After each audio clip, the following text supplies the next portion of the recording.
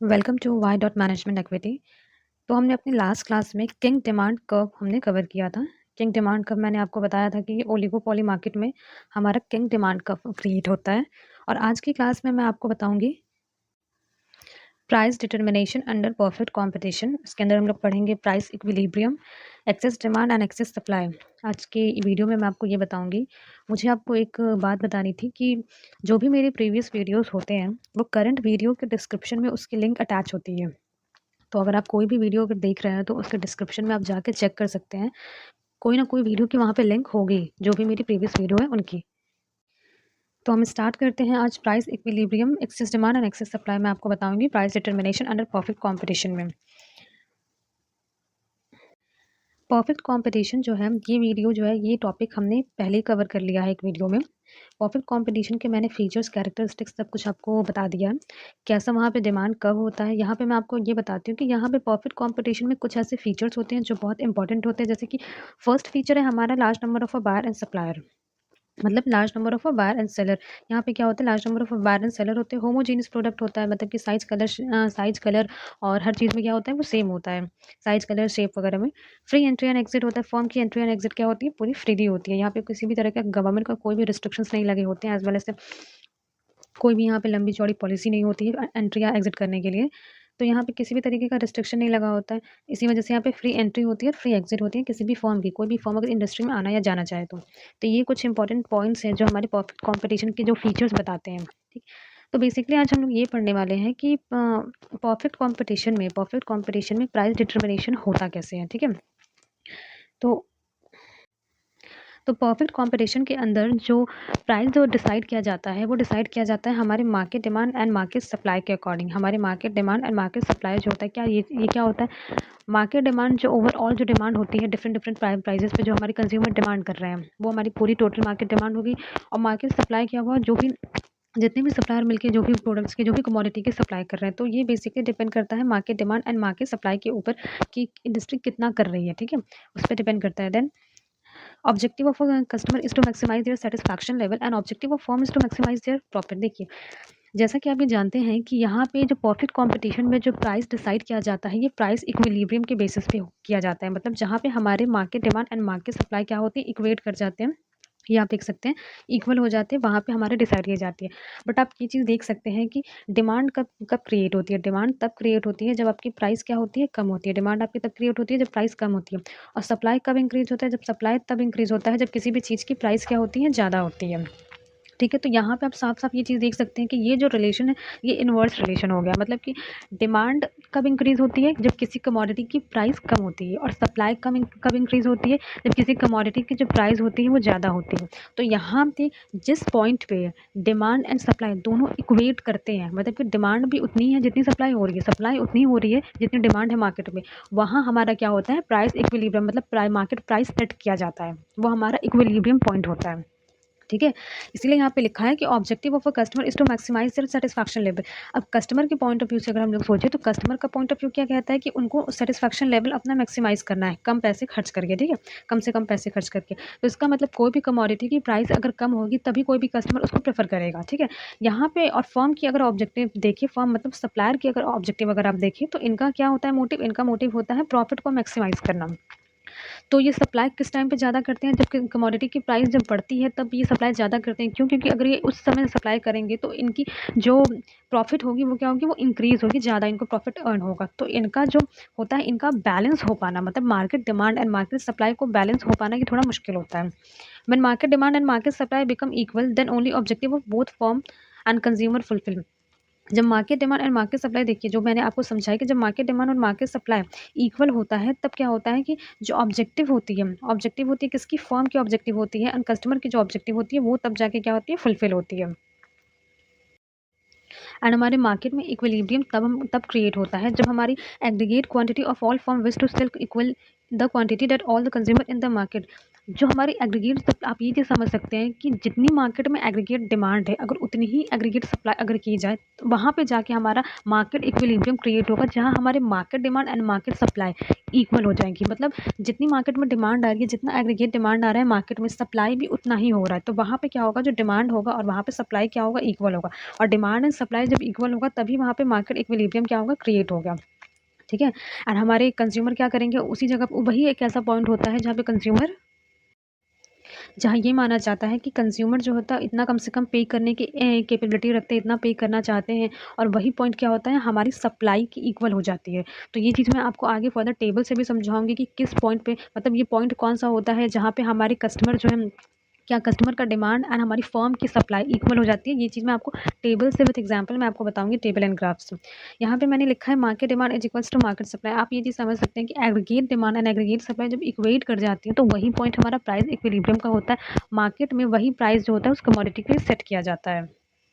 Then हाँ, यहाँ पे मैंने आपको ये चीज़ बताया है, यहाँ पूरा टेबल देकर मैंने आपको ये बताया। देखिए यहाँ पे अगर आप देखिए तो प्राइजेस क्या है, 10, 15, 20। देखिए यहाँ पे प्राइस क्या है आपकी, इंक्रीज़ हो रही है। प्राइस यहाँ पे इंक्रीज़ हो रही है 10, 15, 20, 25, 30, 35, 40। ठीक है। अब प्राइस, जैसा कि आपने लॉ ऑफ डिमांड में पढ़ा होगा कि प्राइस के इंक्रीज़ होने के साथ हमारी डिमांड क्या होती है, डिमांड हमारी रिड्यूस हो जाती है। ठीक है। तो यहाँ पर आप देखिए तो डिमांड 10 रुपीज़ जब हमारी प्राइस थी तो डिमांड कितनी थी, 13 यूनिट्स की। जब हमारी प्राइस 15 हुई, मतलब और इंक्रीज़ कर गई, तो हमारी डिमांड कितनी हुई, 11 यूनिट की हमारी डिमांड हो गई। मतलब कि हमारी डिमांड क्या हुई, कम हो गई। फिर उसके बाद जब हमारी प्राइस थोड़ी और इंक्रीज़ हुई तो हमारी जो डिमांड है वो क्या हो गई, डिमांड और कम हो गई, 9 यूनिट की हो गई। देन उसके बाद जैसे जैसे आपकी प्राइस देखिए इंक्रीज़ होते जा रही है, वैसे वैसे आपकी डिमांड क्या हो रही है, कम होते जा रही है। तो ये हमारा प्राइस एंड डिमांड का रिलेशनशिप था, जो कि क्या रिलेशनशिप था, कि इनवर्स रिलेशनशिप था प्राइस एंड डिमांड का। उसी तरह अगर आप प्राइस एंड सप्लाई के बीच में देखिए तो लॉ ऑफ सप्लाई में अगर आपने पढ़ा हो तो आप ये जानते होंगे कि लॉ मतलब प्राइस, जब लॉ ऑफ सप्लाई ये कहता है कि जब प्राइस इंक्रीज होती है तब फर्म क्या करती है, सप्लाई करना ज़्यादा चाहती है। क्यों? क्योंकि उनका जो मोटिव, उनका एक प्रॉफिट मैक्सिमाइजेशन उनका एक मोटिव होता है। सबसे बड़ा जो उनका ऑब्जेक्टिव होता है वो प्रॉफिट मैक्सिमाइजेशन होता है। तो यहाँ पर आप ये चीज़ देख सकते हैं कि जब 10 रुपीज़ प्राइस है तो यहाँ पे सप्लाई कितनी है, मतलब कि इन जितने भी इसमें प्राइसेस आपको दिख रहे हैं ये सबसे कम प्राइस है 10 रुपीज़। तो सबसे कम प्राइस है तो यहाँ पे सप्लाई भी वो बहुत कम कर रहे हैं। ठीक है। इसी तरह देखिए 15 रुपीज़, मतलब थोड़ी सी प्राइस में इंक्रीमेंट हुआ है तो यहाँ पे सप्लाई की क्वांटिटी में भी इंक्रीमेंट हुआ है। फिर उसके बाद आप देखते चली जाइए तो यहाँ पे जहाँ पे 40 रुपीज़ प्राइस है यहाँ पे सबसे ज़्यादा सप्लाई है, मतलब 13 यूनिट्स की सप्लाई है। तो आप ये चीज़ समझ सकते हैं कि प्राइस एंड सप्लाई के बीच में डायरेक्ट रिलेशन होता है। कैसा रिलेशन होता है, डायरेक्ट रिलेशन होता है। और यहाँ पे कैसा होता है, इनवर्स रिलेशनशिप होता है। ठीक है। तो ये क्या होता है, आप ये चीज़ समझ सकते हैं लॉ ऑफ डिमांड के हिसाब से कि प्राइस एंड डिमांड में जो रिलेशन होता है वो इनवर्स होता है, एंड प्राइस एंड सप्लाई में जो रिलेशन होता है वो डायरेक्ट रिलेशनशिप होता है। तो आप यहाँ पे देखिए जहाँ पे हमारी प्राइस 10, 15, 20 है। ठीक है। तो यहाँ पर आप देखिए हमारी जो डिमांड है हमारी सप्लाई से ज़्यादा है। यहाँ पे जो हमारी डिमांड है 13, 11, 9, ये हमारी सप्लाई से क्या है, ज़्यादा है। ठीक है। हमारी सप्लाई कम है हमारी डिमांड से। इसी वजह से इस वाले स्टेज को एक्सेस डिमांड कहते हैं, जो कि आपको अपने एग्जाम में भी दिखाना होगा ऐसे बना के। इस वाले स्टेज को क्या कहते हैं, एक्सेस डिमांड कहते हैं। मतलब यहाँ पर डिमांड ज़्यादा है। फिर आप उसको देखिए, फिर आप उसके नीचे देखिए जहाँ पे प्राइस 30, 35, 40 है, प्राइस 30, 35, 40। यहाँ पर आप डिमांड अगर देखें तो आपकी डिमांड कम है as compare to supply. Supply के कंपेयर में डिमांड आपकी कम है। सप्लाई आपकी 9, 11, 13 यूनिट्स की है। वैसे डिमांड आप देखें तो 5, 3, 2 यूनिट्स की है। तो यहाँ पे हमारी सप्लाई एक्सेस में है, मतलब यहाँ पे सप्लाई क्या हो रही है, ज़्यादा हमारी हो रही है। तो ये हमारी एक्सेस सप्लाई वाला स्टेज है। अगर आप सेंटर में देखिए तो यहाँ पे जहाँ पे प्राइस हमारी 25 है, यहाँ पे हमारी डिमांड और यहाँ पे हमारी सप्लाई दोनों इक्वल है। मतलब डिमांड भी 8 यूनिट्स की हो रही है और सप्लाई भी 8 यूनिट्स की ही हो रही है। तो यहाँ पे जो हमारी प्राइस होगी ना, हमारी इंडस्ट्री क्या करेगी, इस प्राइस को फिक्स कर देगी। ये प्राइस हो जाएगी इस कमोडिटी के लिए, ये प्राइस हमारा फिक्स हो जाएगा। तो ये हमारा स्टेज होता है प्राइस इक्विलिब्रियम का, जहाँ पे हमारा market demand and market supply दोनों क्या होता है, इक्वल होता है। यहाँ पे क्या होता है, market demand and market supply हमारा दोनों इक्वल हो गया। तो ये हमारी क्या हुई, मार्केट की इक्विलिब्रियम सेट हो गई। यहाँ ये हमारा प्राइस सेट हो गया। यहाँ पर प्राइस इक्विलिब्रियम का स्टेज ये है हमारा। ठीक है। तो इस तरीके से आपको बनाकर आपके एग्जाम में भी आपको शो करना पड़ेगा, क्योंकि आप टेबल और ग्राफ के थ्रू अगर कोई भी चीज़ आप समझाते हैं तो वो ज़्यादा अंडरस्टैंडेबल होता है, एज वेल एज वो ज़्यादा मार्क्स गेन करने के लिए होता है अच्छा। क्योंकि आप थ्योरेटिकल कोई चीज़ समझा रहे हो तो थ्योरी में क्या होता है, वो टाइम टेकन होता है, उसको समझने में थोड़ा वक्त लगता है। ओके। नेक्स्ट अगर हम लोग देखें, देखिए यहाँ पे मैंने आपको उसी का ग्राफ बनाकर बताया है। तो यहाँ पे वही सेम चीज़ मैंने आपको ग्राफ के थ्रू समझाया है। आपको ये ग्राफ अपने एग्जाम में भी बनाना होगा। तो मैं आपको ये चीज़ बता दूँ, देखिए मैंने वाई एक्सिस पे क्या लिया है, यहाँ पे प्राइस लिया है, एंड एक्स एक्सिस पे मैंने क्या लिया, क्वांटिटी डिमांडेड लिया है। अब आप ये चीज़ देखिए, ये जो मेरी डीडी वाली लाइन है, ये डिमांड की लाइन है, ये डीडी वाली जो लाइन है ये डिमांड की लाइन है, और ये जो एसएस वाली लाइन है ये सप्लाई की मेरी लाइन है, ठीक है। और ये हमारे इक्विलिब्रियम का पॉइंट है, ये कट हो रहा है। अब इसको मैं पूरा अच्छे से एक्सप्लेन करती हूँ, ठीक। देखिए, जब हमारी प्राइस पी थी तो हमारी क्वांटिटी कितनी थी, ये थी, मतलब डिमांड हमारी कितनी थी, ये थी, ओके। जैसे प्राइस हमारी कम हुई, जैसे हमारी प्राइस क्या हुई, कम हुई, तो यहाँ पर हमारी जो सप्लाई वाली लाइन पे देखिए, मैं बना देती हूँ, मैंने इसमें बनाया नहीं, देखिए इस सप्लाई वाली लाइन पे प्राइस कम हुई, तो जैसा मैंने आपको बताया था ना कि प्राइस कम होने की वजह से क्या होता है, हमारी सप्लाई कम हो जाती है। तो यहाँ पे देखिए हमारी सप्लाई कम हो गई है, बट इस वाली लाइन को आप देखिए, ये Q1 वाले लाइन को अगर आप देखिए यहाँ पर, तो Q1 वाले लाइन में हमारी क्या चीज़ है, Q1 वाली लाइन हमारी प्राइस कम होते ही हमारी डिमांड इंक्रीज़ हो गई है। देखो, प्राइस कम हुई तो यहाँ पे आपकी सप्लाई कम हो गई है, बट यहाँ आपकी डिमांड क्या हो गई, डिमांड इंक्रीज़ हो गई है। उसी तरह आप यहाँ पर देखिए कि जैसे P2 में आपकी प्राइस इंक्रीज़ हुई, ठीक है, P2 जब आया तो यहाँ पे आपके P के कंपेरेटिवली आपकी प्राइस क्या हुई है, इंक्रीज़ हुई है, प्राइस इंक्रीज़ हो गई है।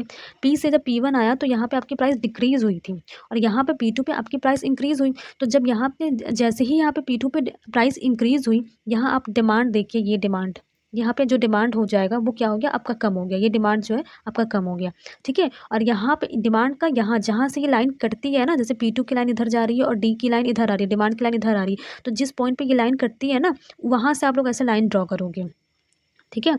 तो ये वाली जो आपकी पॉइंट आई ना, ये वाली जो आपकी पॉइंट आई, P2 की डिमांड देखिए यहाँ पर है, ठीक है। तो जैसे प्राइस इंक्रीज़ हुआ, आपकी डिमांड क्या हुई, कम हो गई।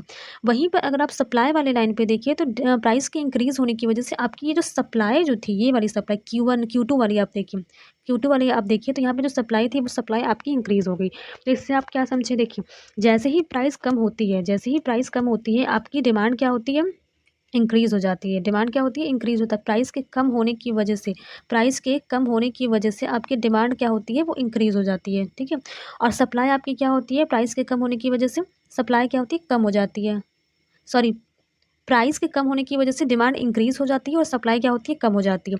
प्राइस जैसे ही आपका बढ़ता है वैसे ही आपकी डिमांड कम हो जाती है। प्राइस जैसे आपकी इंक्रीज़ होती है, प्राइस जो है आपकी जैसे प्राइस जैसे आपकी इंक्रीज़ होती है वैसे ही आपकी जो डिमांड क्या होती है, वो कम हो जाती है, एंड सप्लाई आपकी क्या होती है, डिमांड कम हो जाती है और सप्लाई क्या होती है, बढ़ जाती है, ठीक है। तो यहाँ पर मैंने आपको बताया ना कि लॉ ऑफ डिमांड के अकॉर्डिंग प्राइस के इंक्रीज़ होने की वजह से डिमांड कम हो जाती है और प्राइस की डिक्रीज़ होने की वजह से डिमांड बढ़ जाती है।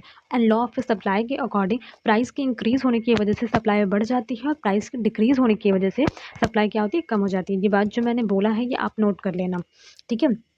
तो यहाँ पर अब देखिए, ये जो पोर्शन है हमारा, ये जो पोर्शन हमारा है, ये वाला जहाँ पे मैंने एक्सेस डिमांड लिखा है ना, तो ये जो मैंने एरो बनाया है यहाँ पर, ये एरो हमारा क्या शो कर रहा है कि यहाँ पर डिमांड एक्सेस है एज़ कम्पेयर टू सप्लाई। जैसे कि आप देखिए कि डिमांड का कर्व इधर भाग रहा है, तो ये क्या हुआ, हमारा एक्सेस है, और सप्लाई का कर्व हमारे वाई एक्सेस के पास है, तो यहाँ पे क्या है, डिमांड हमारा एक्सेस है, ठीक। तो इसको हम लोग एक्सेस डिमांड का ये पोजीशन होता है जहाँ पे एक्सेस डिमांड होता है। इसी के ऊपर देखिए जहाँ पे एक्सेस सप्लाई है, यहाँ पर आप देखिए यहाँ पे सप्लाई कर्व अब आपका भाग रहा है, और जो आपका डिमांड की जो लाइन है वो एकदम पास में है, ठीक है। डिमांड की लाइन क्या है, ये वाई एक्सिस के पास में है। इसी वजह से ये जो आपका पोजीशन होता है ये एक्सेस सप्लाई वाला पोजीशन बोला जाता है, जहाँ पे सप्लाई आपकी क्या होती है, ज़्यादा होती है, ठीक है। यहाँ पे क्या है, आपका सप्लाई ज़्यादा है, जो भाग रहा है वो आपका ज़्यादा है, यहाँ डिमांड भाग रहा है तो यहाँ पे डिमांड आपका ज़्यादा है, ठीक है। और ये जो पॉइंट होती है जहाँ पे मैंने ई लिखा है, ये हमारी पॉइंट क्या होती है, ये होता है इक्विलिब्रियम पॉइंट, जहाँ पे डिमांड एंड सप्लाई जो होता है, market demand and market supply हमारी इक्वल हो जाती है, वो हमारी होती है प्राइस इक्विलिब्रियम, ठीक है। तो देखिए इसको बनाने के लिए सबसे पहले आपको करना क्या है, सबसे पहले आप वाई एक्सिस बनाएंगे, देन उसके बाद आप एक्स एक्सिस बनाएंगे, उसके बाद आप यहाँ पे ये फर्स्ट वाला जो यूनिट आप बता देंगे, फर्स्ट प्राइस आप बता देंगे और फर्स्ट क्वांटिटी आप बता देंगे, ठीक है। उसके बाद यहाँ से आप डिमांड कर्व, मतलब डिमांड की ये लाइन ड्रॉ करेंगे और सप्लाई की लाइन ड्रॉ करेंगे। उसके बाद आप ये यहाँ पे दिखा, प्राइस को कम करके आप ये चीज़ अपने एग्जाम में दिखाना कि आपने प्राइस P1 ली, तो यहाँ पे आपकी ये सप्लाई क्या हुई, ये कम हो गई, ये वाली लाइन भी आप यहाँ पे एग्जाम में शो करना, ये जो लाइन मैं बना रही हूँ, ठीक है। सप्लाई भी कम हो गई, ठीक है। और डिमांड क्या हुई, आपकी P1 प्राइस पे इंक्रीज़ कर गई, तो ये वाली लाइन उसके बाद आप बनाना, ठीक है। उसके बाद सेकेंड आप स्टेप आपका क्या होगा, P2 आप बना कर दिखाएंगे। पहले P1 आपने प्राइस कम करके दिखाई, उसके बाद P2 प्राइस को बढ़ा करके दिखाएंगे, और यहाँ पर आप क्या करेंगे, ये वाली लाइन ड्रॉ करके यहाँ पे दिखाएंगे आप कि जैसे आपने प्राइस बढ़ाई वैसे आपकी डिमांड क्या हो गई, कम हो गई, ठीक है। और यहाँ पे जो आपकी जो सप्लाई है वो बढ़ गई, ठीक। तो ये चीज़ आप ऐसे करके दिखाएंगे। फर्स्ट स्टेप आपका क्या होगा, फर्स्ट स्टेप होगा आप वाई एक्सिस बनाएंगे, एक्स एक्सिस बनाएंगे, देन उसके बाद आप क्या करेंगे, ये थर्ड में आप ये चीज़ बनाएंगे, ये प्राइस एंड क्वांटिटी ये चीज़ बनाएंगे। उसके बाद डिमांड एंड सप्लाई कर्व आप बनाएंगे। फोर्थ स्टेप में आपका क्या होगा, डिमांड होगा, एंड फिफ्थ में आप सप्लाई का बनाएंगे। उसके बाद सिक्स स्टेप में आप P1 करके दिखाएंगे कि प्राइस कम होने की वजह से क्या होता है, और सेवन्थ स्टेप में आप P2 करके दिखाएंगे कि P2 जब मतलब प्राइस इंक्रीज होता है तो डिमांड एंड सप्लाई में क्या चेंजेस होते हैं, तब आप ये चीज़ दिखाएंगे। देन लास्ट में ये दोनों एरो बना करके आप दिखाएंगे। उसके बाद ये वाली लाइन बनाएंगे, एंड देन लास्ट में आप ये access demand and excess supply दिखाएंगे। ओके, तो ये मैंने आई होप मैंने अच्छे से एक्सप्लेन किया। इसके बाद the price at which equilibrium happen that is called equilibrium price. ठीक है, जिस प्राइस पे, जिस पॉइंट पे, जिस प्राइस पॉइंट पे हमारी क्या हुई, इक्विलिब्रियम मैंने शो किया था ना, वो पॉइंट हमारी इक्विलिब्रियम प्राइस की पॉइंट होगी। Quantity sold at that equilibrium point is equilibrium quantity. उस इक्विलिब्रियम पॉइंट पे जो हमारी क्वांटिटी जो सोल्ड की जाती है वो हमारी क्या होती है, इक्विलिब्रियम क्वांटिटी हम उसे बोलते हैं। इफ़ एट अ प्राइस, देखिए इफ़ एट अ प्राइस, जिस भी प्राइस पे आपकी मार्केट सप्लाई ज़्यादा होगी मार्केट डिमांड के कंपैरिजन में, वो हमारी पॉइंट क्या होगी, वो हमारा एक्सेस सप्लाई होगा। वो हमारी पॉइंट क्या कहलाएगी, एक्सेस सप्लाई। ठीक है, और जिस पॉइंट पे हमारा मार्केट डिमांड ज़्यादा होगा, देखिए यहाँ पे फर्स्ट में सप्लाई ज़्यादा है, जिस पॉइंट पे हमारी डिमांड ज़्यादा होगी सप्लाई के कंपेरेटिवली, वो हमारी क्या होगी, एक्सेस डिमांड की पॉइंट होगी। ठीक है, therefore equilibrium point is defined as zero excess demand and zero excess supply situation. Equilibrium point को क्या बोला जाता है कि यहाँ पे ना ही एक्सेस डिमांड होती है और ना ही एक्सेस सप्लाई होती है, इसी वजह से इसको zero excess demand and zero excess supply कहा गया है। ठीक है, तो यहाँ पे मैंने, आप अपने एग्जाम में एक काम करिएगा कि इसको अच्छे से लिख कर बताइएगा कि जिस पॉइंट, ये जो मैंने आपको लिखा है ना, ये मैं बता रही हूँ, ये जो लिखा है ना, इसको अच्छे से आप डिटेल एक्सप्लेन करिएगा, ये इसको, ठीक है, इसको इन डिटेल एक्सप्लेन करिएगा जो जो चीज़ मैंने आपको बताया है। Okay, with graph and with tabular representation के साथ। ठीक है, देन उसके बाद, हाँ, देन उसके बाद ख़त्म हो गया। तो आज मैंने आपको ये बताया है कि परफेक्ट कंपटीशन में किस तरीके से प्राइस डिटर्मिनेशन किया जाता है। जो भी इसमें इसमें long run as well as short run वगैरह है, तो वो चीज़ मैं आपको बताऊंगी कॉस्ट बढ़ाने के बाद। ठीक है, तो यहाँ पर आपने आज ये चीज़ देखा, इसको मैं क्लीन कर देती हूँ। तो यहाँ पर आपने क्या देखा आज की, इसकी टैबुलर रिप्रेजेंटेशन देखा आपने, ग्राफिकल रिप्रेजेंटेशन। तो प्राइस इक्विलिब्रियम का मैंने बहुत अच्छे से एक्सप्लेन कर दिया, as well as excess demand and excess supply भी बहुत अच्छे से समझा दिया है। So thank you for today, and please like, share and subscribe. Okay, thank you.